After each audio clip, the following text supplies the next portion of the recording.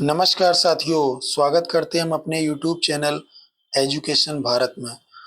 तो ये उत्तर प्रदेश सरकार द्वारा उत्तर प्रदेश पुलिस भर्ती एवं प्रोन्नति बोर्ड की तरफ से एक अभी-अभी ऑफिशियल नोटिफिकेशन आ चुका है, जो कि उत्तर प्रदेश के पुलिस भर्ती के लिए जारी किया गया है। चलिए देखते हैं इसमें कितने पद हैं।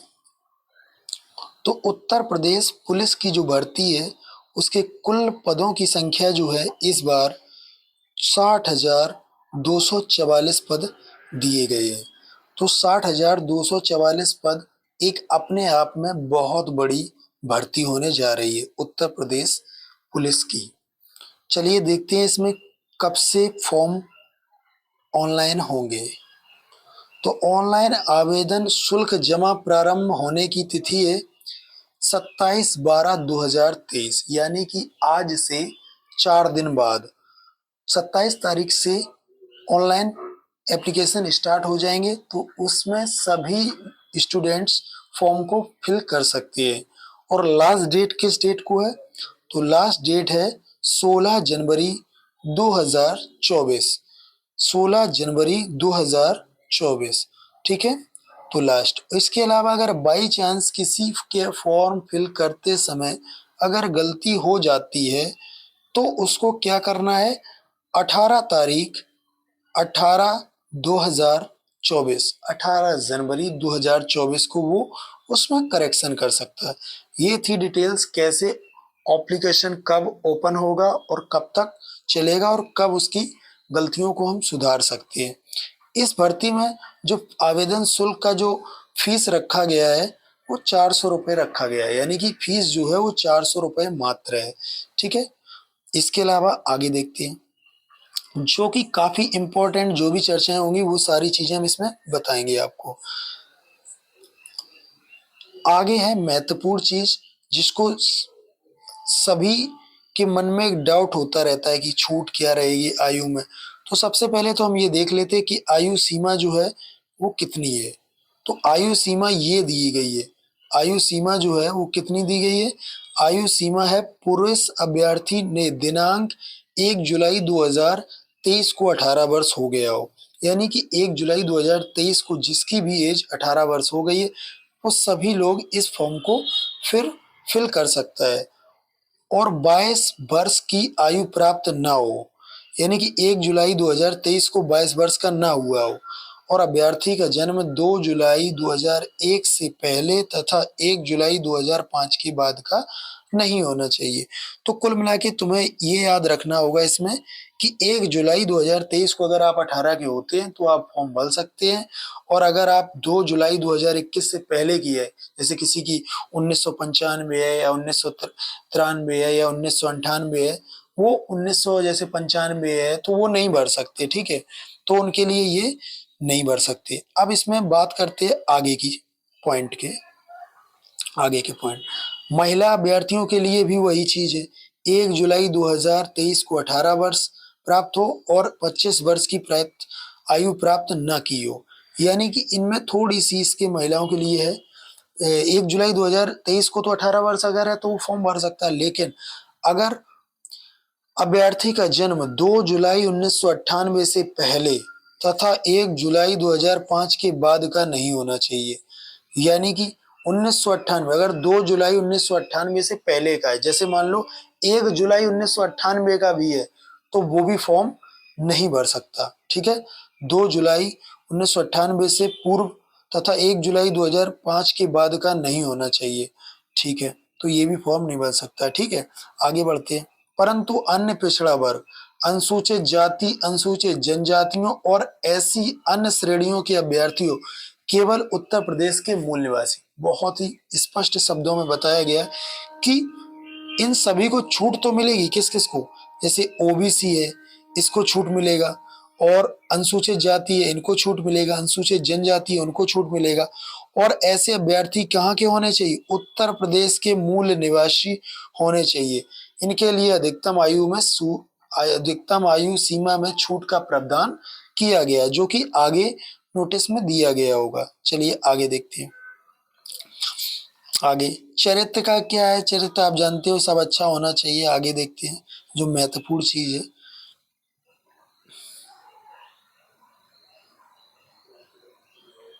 हाँ, ये क्या है, पॉइंट है, महत्वपूर्ण पॉइंट, लिखित परीक्षा। तो लिखित परीक्षा की अगर हम बात करें तो लिखित परीक्षा जो है, ये है लिखित परीक्षा का पूरा। ऐसे अभ्यर्थी जिनके आवेदन पत्र प्रथम दृष्टया सही पाई जाएंगी से ऑफलाइन लिखित परीक्षा में सम्मिलित होने की अपेक्षा की जाएगी। आवेदन जिसके जो एप्लीकेशन फॉर्म है वो सही से फिल किए जाएंगे तो उनके लिए वो एडमिट कार्ड जारी करेंगे और लिखित परीक्षा में उन्हें उन्हें ही सम्मिलित किया जाएगा।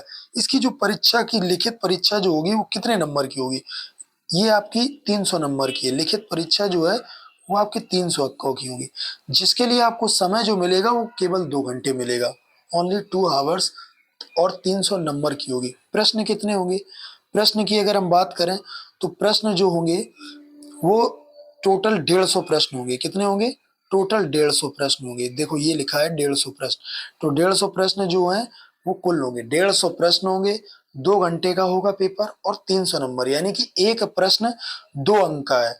और इसमें माइनस मार्किंग भी है, कितना, 0.5 ऋणात्मक अंक प्रदान किया जाएगा। तो 0.5 की ऋणात्मक माइनस, यानी कि 1/4 माइनस मार्किंग है।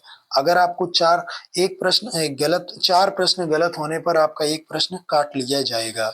ठीक है, आगे देखते हैं इसमें क्या क्या आएगा। सामान्य ज्ञान आएगा पहला टॉपिक, दूसरा सामान्य हिंदी, पहला आएगा जनरल ज्ञान, जनरल नॉलेज और सामान्य हिंदी, और फिर आएगा मैथ आएगा, फिर आएगा आपकी रीजनिंग। ये 4 सब्जेक्ट आपके लिए बहुत ज्यादा इंपॉर्टेंट है।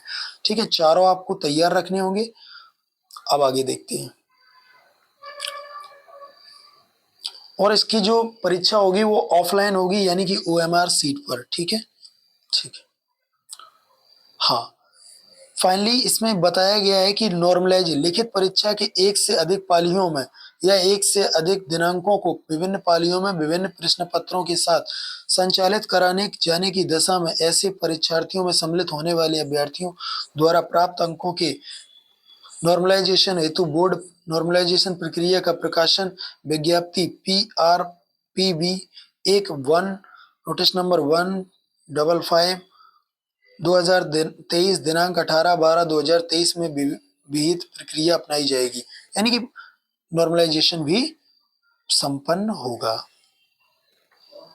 आगे इंपॉर्टेंट पॉइंट पे जाते हैं सीधा, जो कि आपके काम की है।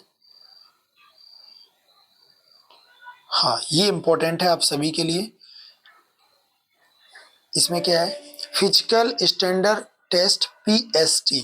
इसके लिए बोले तो अगर कि पुरुष के लिए कितनी हाइट होगी और महिला के लिए कितनी हाइट होगी, तो पुरुष अभ्यर्थियों के लिए जो हाइट का प्रावधान दिया गया है ये है पूरा, हाइट का प्रावधान जो है ये है पुरुष का।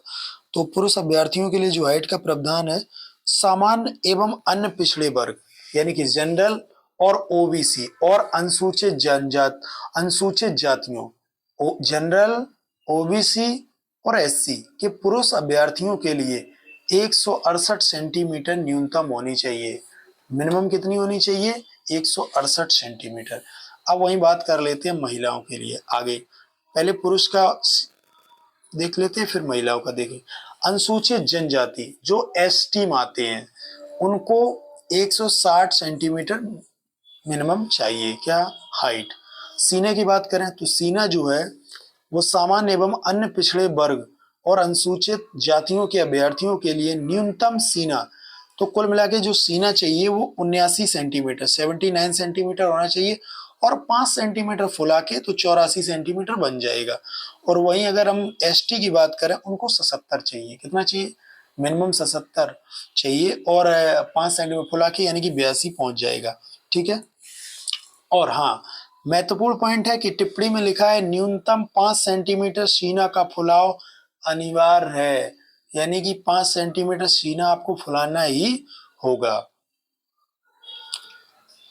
आगे महिलाओं के लिए कितनी है, महिलाओं की जो हाइट है वो 152 सेंटीमीटर होनी चाहिए, सामान्य हो चाहे पिछड़ा हो या अनुसूचित जाति। केवल स्पेशल में जो है ST अनुसूचित जनजातियों के लिए महिलाओं के लिए 147 सेंटीमीटर है, 147 सेंटीमीटर होनी चाहिए।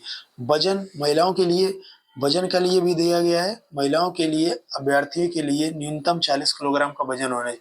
महिला जो भी कैंडिडेट है उसका मिनिमम 40 किलोग्राम वजन होना चाहिए। ठीक है, अब आते हैं हम शारीरिक दक्षता परीक्षण, जिसे हम लोग कहते हैं पीईटी, फिजिकल इफिशियंसी टेस्ट।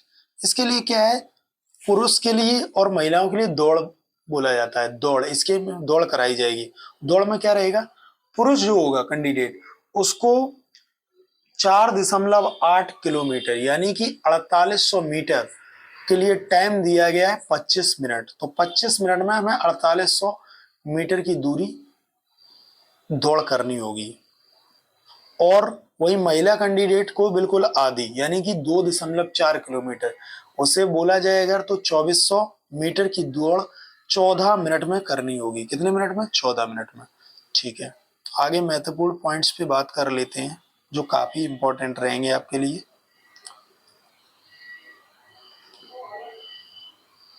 हाँ, ये आया वर्टिकल, लंबवत आरक्षण। अब बात आती है आयु में छूट किसको किसको मिलेगी। तो देखो, जनरल वालों को नहीं है छूट। यहाँ इन्होंने साफ साफ लिखा हुआ है कि छूट किसे, अनुसूचित जाति, अनुसूचित जाति को कितनी छूट है, वो लिखा है 5 वर्ष के लिए। जैसे अनुसूचित जाति के लिए है कितने की, 5 वर्ष के लिए। ठीक है, और वहीं बात करते हैं अनुसूचित जनजाति को भी 5 साल के लिए दी गई, और अन्य पिछड़ा वर्ग को भी 5 साल की दी गई है। ठीक है, अन्य पिछड़ा वर्ग को भी 5 साल की छूट दी गई है। तो इस तरीके से, और आर्थिक रूप से कमजोर उसको नहीं दिया गया कुछ भी इसमें डिटेल्स में। तो कुल मिला के पिछड़ा वर्ग को ओबीसी, एससी और एसटी, इन सभी को 5 साल की आयु में छूट दी गई है। आगे बढ़ते हैं।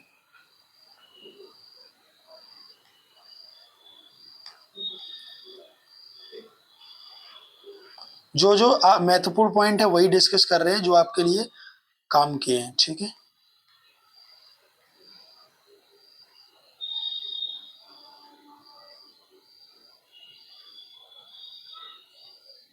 और ये फोटो का भी विशेष ध्यान देंगे आप लोग। लिखा है सफेद या हल्के ग्रे रंग की सादी पृष्ठभूमि आवश्यक है। सफेद पृष्ठभूमि आवश्यक है, जिसपे आप फोटो खिंचाएंगे हल्का ग्रे रंग भी हो सकता है या फिर सफेद। ठीक है, ये बहुत ही आराम से अच्छे से फोटो खिंचाएंगे आप, जिससे आपका फॉर्म रिजेक्ट ना हो। ठीक है, बाकी फिर सिलेबस है तो वो नेक्स्ट वीडियो में हम सिलेबस को भी डिस्कस करेंगे। तो वीडियो यहीं तक समाप्त करते हैं हम। और अगर वीडियो आपको पसंद आया तो फिर वीडियो को लाइक करें और चैनल को सब्सक्राइब करें, और हम जैसे यूट्यूबर्स को आगे बढ़ने का मौका दें। Thank you so much. लगातार जुड़े रहिए हमारे साथ इसी वीडियो के साथ, और अन्य वीडियो को, चैनल को बिल्कुल तरीके से ग्रो करवाइए। Thank you so much.